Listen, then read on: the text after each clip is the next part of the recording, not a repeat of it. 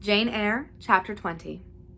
I had forgotten to draw my curtain, which I usually did, and also to let down my window blind. The consequence was that when the moon, which was full and bright, for the night was fine, came in her course to that space in the sky opposite my casement, and looked in at me through the unveiled panes, her glorious gaze roused me. Awakening in the dead of night, I opened my eyes on her disk, silver white and crystal clear. It was beautiful, but too solemn. I half rose and stretched my arm to draw the curtain. Good God, what a cry! The night, its silence, its rest was rent in twain by a savage, a sharp, a shrilly sound that ran from end to end of Thornfield Hall. My pulse stopped, my heart stood still, my stretched arm was paralyzed. The cry died and was not renewed. Indeed, whatever being uttered that fearful shriek could not soon repeat it. Not the widest winged condor on the Andes could, twice in succession, send out such a yell from the clouds shrouding his eyrie. The thing delivering such utterance must rest ere it could repeat the effort. It came out of the third story, for it passed overhead, and overhead, yes, in the room just above my chamber ceiling. I now heard a struggle, a deadly one it seemed from the noise, and a half-smothered voice shouted, "Help! Help! Help!" 3 times rapidly. "Will no one come?" it cried, and then, while the staggering and stamping went on wildly, I distinguished through plank and plaster, "Rochester! Rochester, for God's sake, come!" A chamber door opened. Someone ran or rushed along the gallery. Another step stamped on the flooring above, and something fell, and there was silence. I had put on some clothes, though horror shook all my limbs. I issued from my apartment. The sleepers were all aroused. Ejaculations, terrified murmurs sounded in every room. Door after door unclosed. One looked out and another looked out. The gallery filled. Gentlemen and ladies alike had quitted their beds, and oh, what is it? Who is hurt? What has happened? Fetch a light. Is it fire? Are there robbers? Where shall we run? Was demanded confusedly on all hands. But for the moonlight, they would have been in complete darkness. They ran to and fro. They crowded together. Some sobbed, some stumbled. The confusion was inextricable. "Where the devil is Rochester?" cried Colonel Dent. "I cannot find him in his bed." "Here, here," was shouted in return. "Be composed, all of you. I'm coming." And the door at the end of the gallery opened, and Mr. Rochester advanced with a candle. He had just descended from the upper story. One of the ladies ran to him directly and seized his arm. It was Miss Ingram. "What awful event has taken place?" said she. "Speak! Let us know the worst of it." "But don't pull me down or strangle me," he replied, for the Misses Eshton were clinging about him now, and the 2 dowagers in vast white wrappers were bearing down on him like ships in full sail. All's right, he cried. "It's a mere rehearsal of Much Ado About Nothing. Ladies, keep off, or I shall wax dangerous." And dangerous he looked. His black eyes darted sparks. Calming himself by an effort, he added, "A servant has had the nightmare, that is all. She's an excitable, nervous person. She construed her dream into an apparition or something of that sort, no doubt, and has taken a fit with fright. Now then, I must see you all back into your rooms, for till the house is settled she cannot be looked after. Gentlemen, have the goodness to set the ladies the example. Miss Ingram, I am sure you will not fail in evincing superiority to idle terrors. Amy and Louisa, return to your nest like a pair of doves as you are. Mesdames," to the dowagers, "you will take cold to a dead certainty if you stay in this chill gallery any longer." And so, by dint of alternate coaxing and commanding, he contrived to get them all once more enclosed in their separate dormitories. I did not wait to be ordered back to mine, but retreated unnoticed, as unnoticed I had left it. Not, however, to go to bed. On the contrary, I began dressing myself carefully. The sounds I had heard after the scream, and the words that they had been uttered, had probably been heard only by me, for they had proceeded from the room above mine. But they assured me that it was not a servant's dream which had thus struck horror through the house, and that the explanation Mr. Rochester had given was merely an invention framed to pacify his guests. I dressed then to be ready for emergencies. When dressed, I sat a long time by the window, looking out over the silent grounds and silvered fields and waiting for I knew not what. It seemed to me that some event must follow the strange cry, struggle, and call. No, Stillness returned. Each murmur and movement ceased gradually, and in about an hour Thornfield Hall was again as hushed as a desert. It seemed that sleep and night had resumed their empire. Meantime the moon declined. She was about to set. Not liking to sit in the cold and darkness, I thought I would lie down on my bed, dressed as I was. I left the window and moved with little noise across the carpet. As I stooped to take off my shoes, a cautious hand tapped low at the door. "Am I wanted?" I asked. "Are you up?" asked the voice I expected to hear, vis-a-vis my master's. "Yes, sir." "And dressed?" "Yes." "Come out then, quietly." I obeyed. Mr. Rochester stood in the gallery holding a light. "I want you," he said. "Come this way, take your time, and make no noise." My slippers were thin. I could walk the matted floor as softly as a cat. He glided up the gallery and up the stairs and stopped in the dark, low corridor of the fateful third story. I had followed and stood at his side. "Have you a sponge in your room?" he asked in a whisper. "Yes, sir." "Have you any salts, volatile salts?" "Yes." "Go back and fetch both." I returned, sought the sponge on the washstand and the salts in my drawer, and once more retraced my steps. He still waited. He held a key in his hand. Approaching one of the small black doors, he put it in the lock. He paused and addressed me again. "You don't turn sick at the sight of blood?" "I think I shall not. I have never been tried yet." I felt a thrill while I answered him, but no coldness and no faintness. "Just give me your hand," he said. "It will not do to risk a fainting fit." I put my fingers into his. Warm and steady was his remark. He returned the key and opened the door. I saw a room I remembered to have seen before, the day Mrs. Fairfax showed me over the house. It was hung with tapestry, but the tapestry was now looped up in one part, and there was a door apparent, which had then been concealed. This door was open. A light shone out of the room within. I heard thence a snarling, snatching sound, almost like a dog quarreling. Mr. Rochester, putting down his candle, said to me, "Wait a minute," and he went forward into the inner apartment. A shout of laughter greeted his entrance, noisy at first and terminating in Grace Poole's own goblin ha-ha. She then was there. He made some sort of arrangement without speaking, though I heard a low voice address him. He came out and closed the door behind him. "Here, Jane," he said, and I walked round to the other side of a large bed, which with its drawn curtains concealed a considerable portion of the chamber. An easy chair was near the bedhead. A man sat in it, dressed with the exception of his coat. He was still. His head leant back. His eyes were closed. Mr. Rochester held the candle over him. I recognized in his pale and seemingly lifeless face the stranger, Mason. I saw, too, that his linen on one side and one arm was almost soaked in blood. "Hold the candle," said Mr. Rochester, and I took it. He fetched the basin of water from the washstand. "Hold that," said he. I obeyed. He took the sponge, dipped it in, and moistened the corpse-like face. He asked for my smelling bottle, and applied it to the nostrils. Mr. Mason shortly unclosed his eyes. He groaned. Mr. Rochester opened the shirt of the wounded man, whose arm and shoulder were bandaged. He sponged away blood trickling fast down. "Is there immediate danger?" murmured Mr. Mason. "Pooh, no, a mere scratch. Don't be so overcome, man. Bear up. I'll fetch a surgeon for you now myself. You'll be able to be removed by morning, I hope. Jane," he continued. "Sir, I shall have to leave you in this room with this gentleman for an hour, or perhaps 2 hours. You will sponge the blood as I do when it returns. If he feels faint, you will put the glass of water on that stand to his lips and your salts to his nose. You will not speak to him on any pretext. And, Richard, it will be at the peril of your life if you speak to her. Open your lips, agitate yourself, and I'll not answer for the consequences." Again the poor man groaned. He looked as if he dared not move. Fear, either of death or of something else, appeared almost to paralyze him. Mr. Rochester put the now bloody sponge into my hand, and I proceeded to use it as he had done. He watched me a second, and then saying, "Remember, no conversation," he left the room. I experienced a strange feeling as the key grated in the lock, and the sound of his retreating steps ceased to be heard. Here then I was in the third story, fastened into one of its mystic cells, night around me, a pale and bloody spectacle under my eyes and hands, a murderess hardly separated from me by a single door.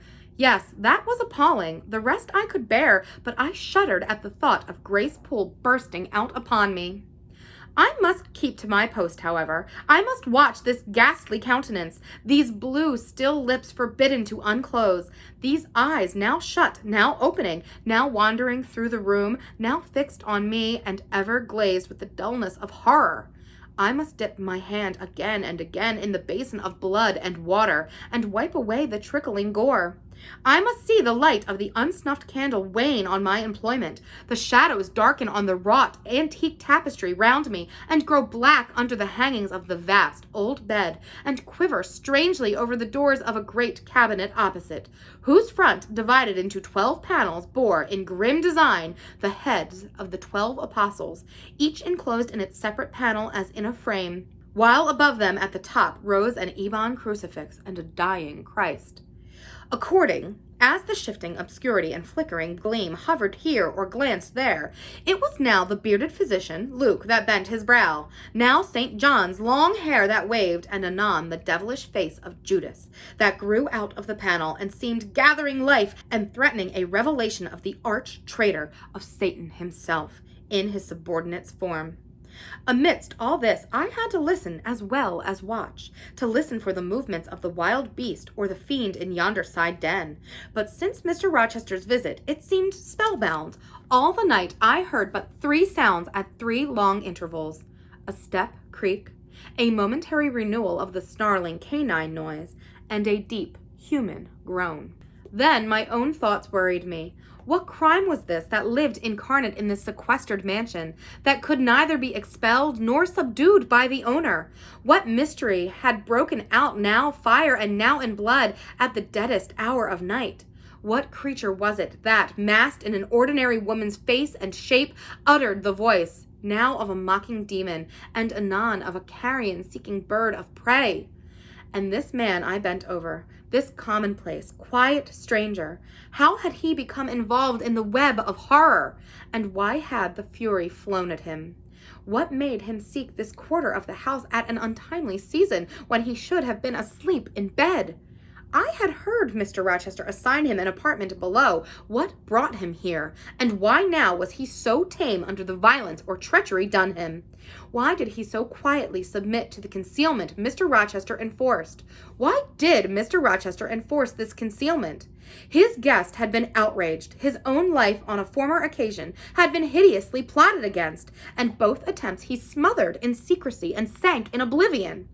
Lastly, I saw Mr. Mason was submissive to Mr. Rochester, that the impetuous will of the latter held complete sway over the inertness of the former. The few words which had passed between them assured me of this. It was evident that in their former intercourse, the passive disposition of the one had been habitually influenced by the active energy of the other. Whence then had arisen Mr. Rochester's dismay when he heard of Mr. Mason's arrival? Why had the mere name of this unresisting individual, whom his word now sufficed to control like a child, fallen on him a few hours since as a thunderbolt might fall on an oak? Oh, I could not forget his look and his paleness when he whispered, "Jane, I have got a blow. I have got a blow, Jane." I could not forget how the arm had trembled which he rested on my shoulder, and it was no light matter which could thus bow the resolute spirit and thrill of the vigorous frame of Fairfax Rochester. "When will he come? When will he come?" I cried inwardly as the night lingered and lingered, as my bleeding patient drooped, moaned, sickened, and neither day nor aid arrived. I had again and again held the water to Mason's white lips, again and again offered him the stimulating salts. My efforts seemed ineffectual. Either bodily or mental suffering, or loss of blood, or all 3 combined, were fast prostrating his strength. He moaned so and looked so weak, wild, and lost. I feared he was dying, and I might not even speak to him. The candle, wasted at last, went out as it expired. I perceived streaks of gray light edging the window curtains. Dawn was then approaching. Presently I heard Pilot bark far below out of his distant kennel in the courtyard. Hope revived.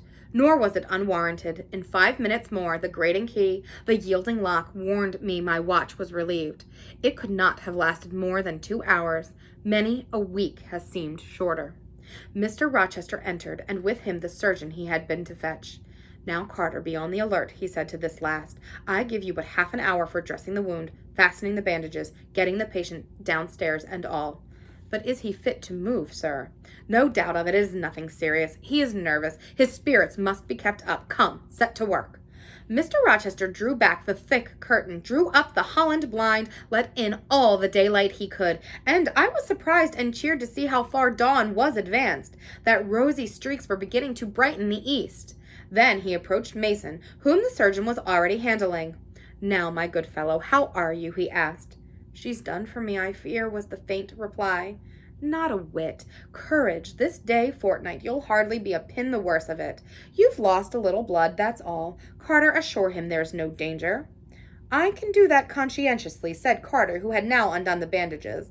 "Only I wish I could have got here sooner. He would not have bled so much. But how is this? The flesh on the shoulder is torn as well as cut. This wound was not done with a knife. There have been teeth here." "She bit me," he murmured. "She worried me like a tigress when Rochester got the knife from her." "You should not have yielded. You should have grappled with her at once," said Mr. Rochester. "But under such circumstances, what could one do?" returned Mason. "Oh, it was frightful," he added, shuddering, "and I did not expect it. She looked so quiet at first." "I warned you," was his friend's answer. "I said be on your guard when you go near her. Besides, you might have waited till tomorrow and had me with you. It was mere folly to attempt the interview tonight, and alone." "I thought I could have done some good." You thought. Yes, it makes me impatient to hear you. But however, you have suffered, and are likely to suffer enough for not taking my advice, so I'll say no more. Carter, hurry. The sun will soon rise, and I must have him off." "Directly, sir. The shoulder is just bandaged. I must look to this other wound on the arm. She has had her teeth here, too, I think." "She sucked the blood. She said she'd drain my heart," said Mason. I saw Mr. Rochester shudder. A singularly marked expression of disgust, horror, hatred warped his countenance almost to distortion, but he only said, "Come, be silent, Richard, and never mind her gibberish. Don't repeat it." "I wish I could forget it," was the answer. "You will when you are out of the country. When you get back to Spanish Town, you may think of her as dead and buried, or rather, you need not think of her at all." "Impossible to forget this night." "It is not impossible. Have some energy, man. You thought you were as dead as a herring 2 hours since, and you are all alive and talking now. There, Carter has done with you, or nearly so. I'll make you decent in a trice. Jane," he turned to me for the first time since his re-entrance, "take this key, go down into my bedroom, and walk straight forward into my dressing room. Open the top drawer of the wardrobe and take out a clean shirt and neck handkerchief. Bring them here and be nimble." I went, sought the repository he had mentioned, found the articles named, and returned with them. "Now," said he, "go to the other side of the bed while I order his toilet, and don't leave the room. You may be wanted again." I retired as directed. "Was anybody stirring below when you went down, Jane?" inquired Mr. Rochester presently. "No, sir, all was still."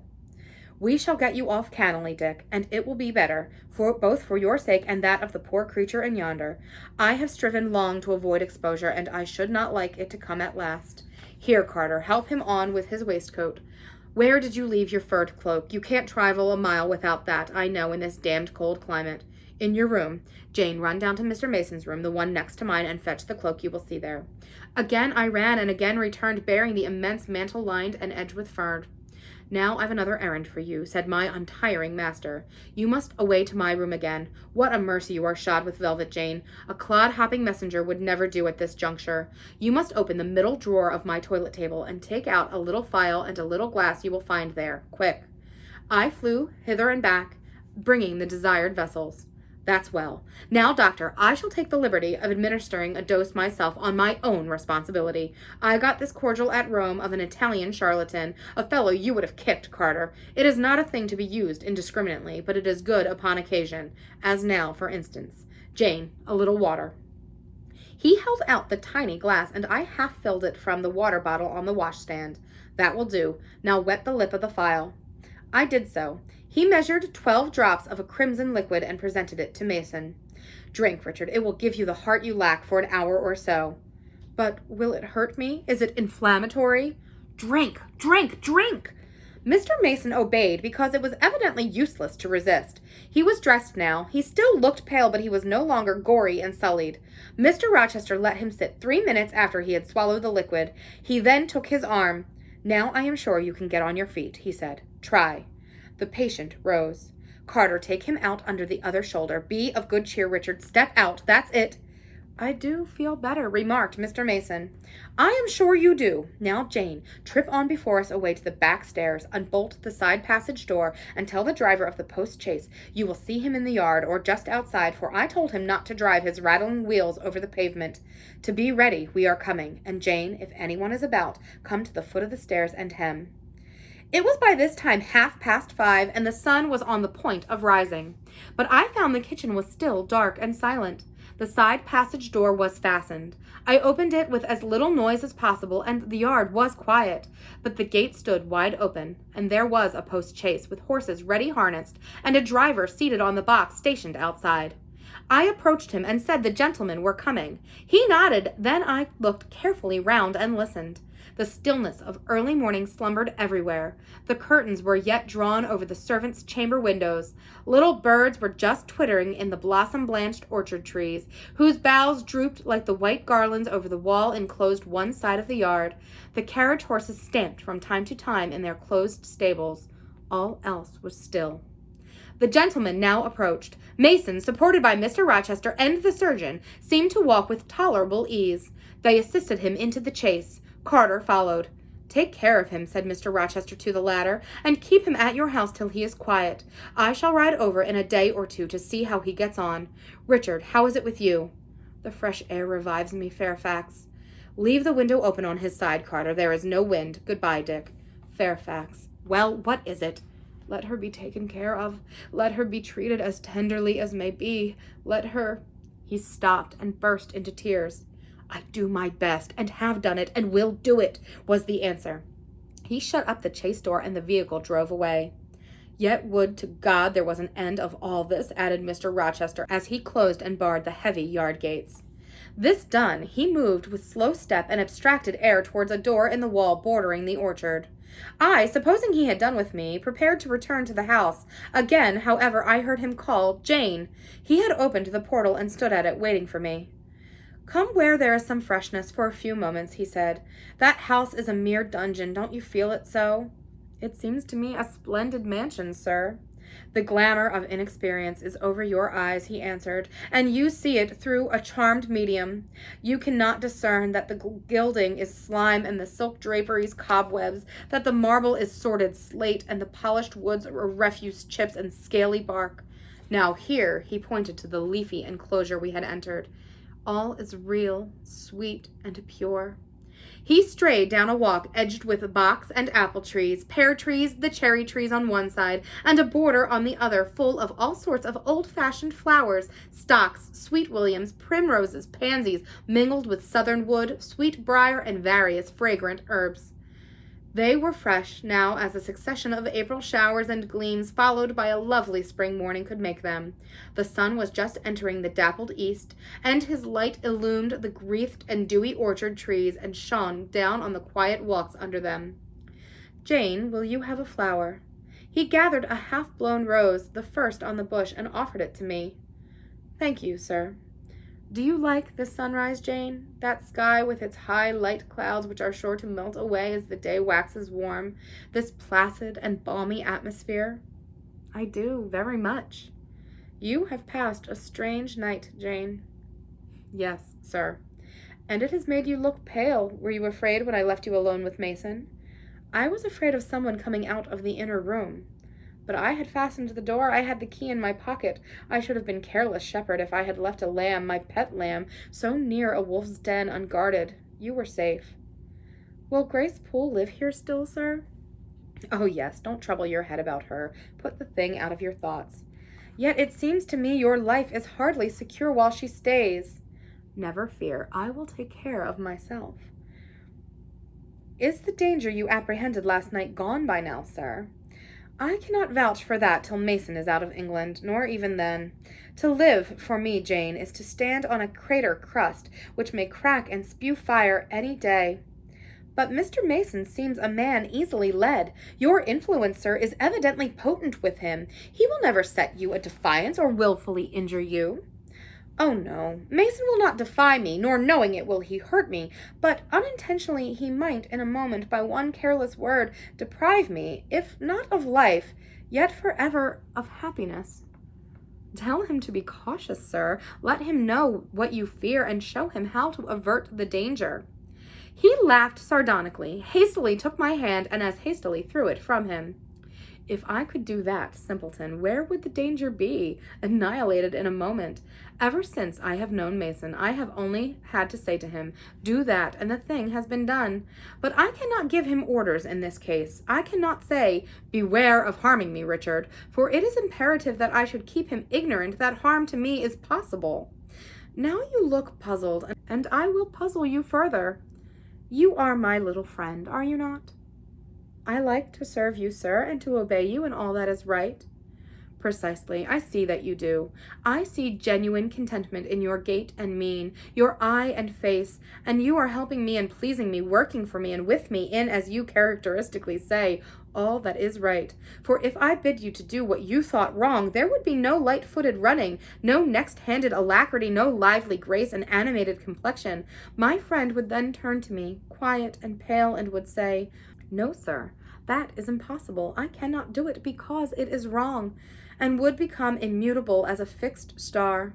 Well, you too have power over me, and may injure me, yet I dare not show you where I am vulnerable, lest, faithful and friendly as you are, you should transfix me at once. If you have no more to fear from Mr. Mason than you have from me, sir, you are very safe. God grant it may be so. Here, Jane, is an arbor. Sit down. The arbor was an arch in the wall lined with ivy. It contained a rustic seat. Mr. Rochester took it, leaving room, however, for me, but I stood before him. Sit, he said. The bench is long enough for two. You don't hesitate to take a place at my side, do you? Is that wrong, Jane? I answered him by assuming it. To refuse would, I felt, have been unwise. Now, my little friend, while the sun drinks the dew, while all the flowers in this old garden awake and expand, and the birds fetch their young ones breakfast out of the thornfield, and the early bees do their first spell of work, I'll put a case to you, which you must endeavor to suppose your own. But first, look at me, and tell me you are at ease, and not fearing that I err in detaining you, or that you err in staying. No, sir, I am content. Well then, Jane, call to aid your fancy. Suppose you were no longer a girl well-reared and disciplined, but a wild boy indulged from childhood upwards. Imagine yourself in a remote foreign land. Conceive that you there commit a capital error, no matter of what nature or from what motives, but one whose consequences must follow you through life and taint all your existence. Mind, I don't say a crime. I am not speaking of shedding of blood or any other guilty act which might make the perpetrator amenable to the law. My word is error. The results of what you have done become in time to you utterly insupportable. You take measures to obtain relief, unusual measures, but neither unlawful nor culpable. Still, you are miserable, for hope has quitted you on the very confines of life. Your sun at noon darkens in an eclipse, which you feel will not leave it till the time of setting. Bitter and base associations have become the sole food of your memory. You wander here and there, seeking rest in exile, happiness in pleasure. I mean in heartless, sensual pleasure, such as dulls intellects and blights feeling. Heart-weary and soul-withered, you come home after years of voluntary banishment. You make a new acquaintance. How or where, no matter. You find in this stranger much of the good and bright qualities which you have sought for 20 years and never before encountered, and they are all fresh, healthy, without soil and without taint. Such society revives, regenerates. You feel better days come back, higher wishes, purer feelings. You desire to recommence your life and to spend what remains to you of days in a way more worthy of an immortal being. To attain this end, are you justified in overleaping an obstacle of custom, a mere conventional impediment which neither of your conscience sanctifies nor your judgment approves? He paused for an answer, and what was I to say? Oh, for some good spirit to suggest a judicious and satisfactory response. Vain aspiration. The west wind whispered in the ivy round me, but no gentle Ariel borrowed its breath as a medium of speech. The birds sang in the treetops, but their song, however sweet, was inarticulate. Again, Mr. Rochester propounded his query. Is the wandering and sinful, but now rest-seeking and repentant man justified in daring the world's opinion in order to attach himself forever to this gentle, gracious, genial stranger, thereby securing his own peace of mind and regeneration of life? Sir, I answered, a wanderer's repose or a sinner's reformation should never depend on a fellow creature. Men and women die. Philosophers falter in wisdom and Christians in goodness. If anyone you know has suffered and erred, let him look higher than his equals for strength to amend and solace to heal. But the instrument, God, who does the work, ordains the instrument. I have myself, I tell it you without parable, been a worldly, dissipated, restless man, and I believe I have found the instrument for my cure in... He paused. The birds went on caroling, the leaves lightly rustling.